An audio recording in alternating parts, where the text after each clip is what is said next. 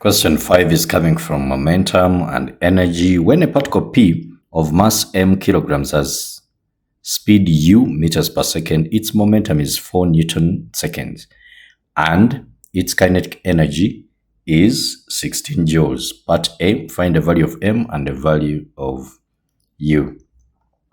Now, we know that kinetic energy is equal to a half mv what? Squared, okay, which is the same as saying a half times m then times v times v. You see that? And also momentum is the product of mass and velocity, so it's equal to mass times what? Velocity. Now, meaning mv, the momentum, is this 4 here, okay? So I will have a half times m u, then times u, then this one will be equivalent to the 16 that is given here. Now, this will be a half times mu is now 4, okay? So I'll have m then u, which is equal to what? The 4. And then now here there is a u, which is equal to 16. Of course, this will be a 2, and then 16 divided by 2, that will be 8. So meaning u is equal to 8. Then how about m? We know that mass times velocity is equal to the momentum, so it is equal to 4.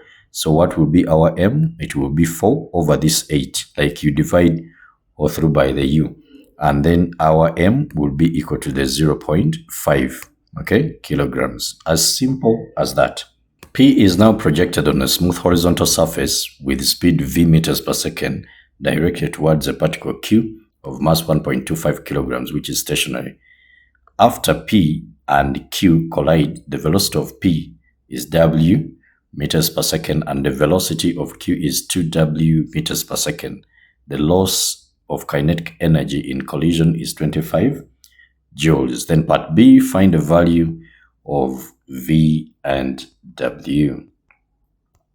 Okay, here we are going to use the principle of conservation of momentum. So I have P here and then I have Q here. Again, P and then Q here. So if this is P, Q, then P, and then Q. Remember, this one is 0.5 kilograms, and then Q is 1.25 kilograms. So the initial speed of P is V, because they said P is projected with the speed of this, okay? But then Q is stationary, that means the U for Q is equal to what? 0, okay? 0.5. and also 1.25 kilograms. So the final velocity of P is W and the final velocity of Q is equal to 2W. So using the principle of conservation of momentum, we should know that momentum before collision is equal to momentum after collision, okay? Is equal to momentum after collision. So, using this principle here, we shall have m mass of P. Remember, momentum is product of mass and velocity. So, mp up, then plus mq uq, then is equal to mp vp, then plus mq vq, okay? So we shall have 0.5, then times v. Of course, this one will be a 0 because the initial for q is 0, then is equal to 0.5, then times w, and then plus, this one is going to be 1.25, then times 2w. Now, 1.25 is the same as 5 over 4, yes. Now times 2. So we shall get 5 over 2, which is 2.5. So 2.5 then plus the 0.5, then that one will give us 3. So meaning on the right side, I'll have 3W, which is equal to 0.5 V. So that means V will be equal to, when I divide all through by 0.5, 3 over 0.5, that will be 6. So V is 6W. So I can keep that one there. Now, they said loss in kinetic energy. So if there is a loss in kinetic energy, that means the kinetic energy before collision is bigger than that after collision, okay? So loss in kinetic energy is equal to total initial kinetic energy, then minus total final kinetic energy. Now, the loss is 25. Total initial. So initial, it is only, remember this is the energy possessed by the particle as it is in motion. So it is only due to the movement of P. So a half times the mass of P, which is 0.5. And then we also have V, because the initial velocity of P is V. Okay, then plus, of course, for this one, it is 0. Okay, it is not moving. So that will be that. Then we say minus total final. So for final, P is moving and Q is also moving. So we shall have, what shall we have here? A half. So for P, it's a half times the M is 0.5. And then V is W, okay? The final velocity of P is W, so W squared. And then we shall also add the kinetic energy due to the movement of Q. The M is 1.25, then times 2W, okay?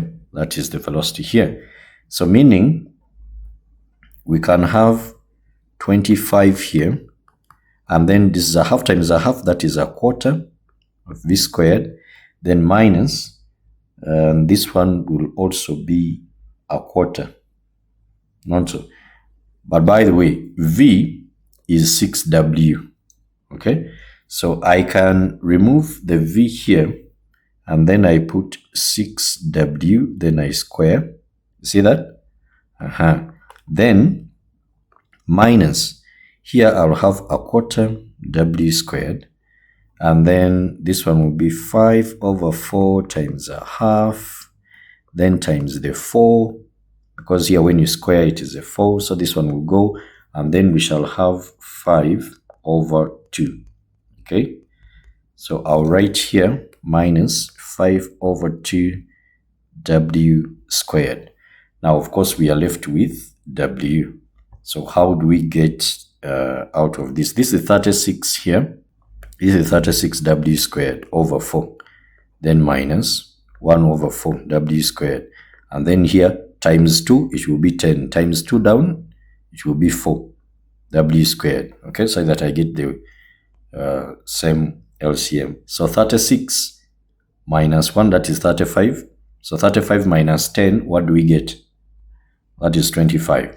So meaning I'll have 25 here, which is equal to 25 over 4 W squared. So 25 will go, and then W squared will be equal to 4 when you cross multiply. So meaning W is going to be the square root of 4, which is plus or minus. Okay. But of course, that will be a positive value. We shall take here. Why is it a positive value? Because when P hits this Q, they are moving in the same direction. Okay. They are moving in the same direction. So you cannot, P cannot hit Q and then Q then, like it hits it this way and then Q moves this side. No. So we shall take the positive answer. So that means W is equal to 2. Okay. And then from there, since V is equal to 6W, when we multiply by 2, so V is going to be equal to 12. As simple as that.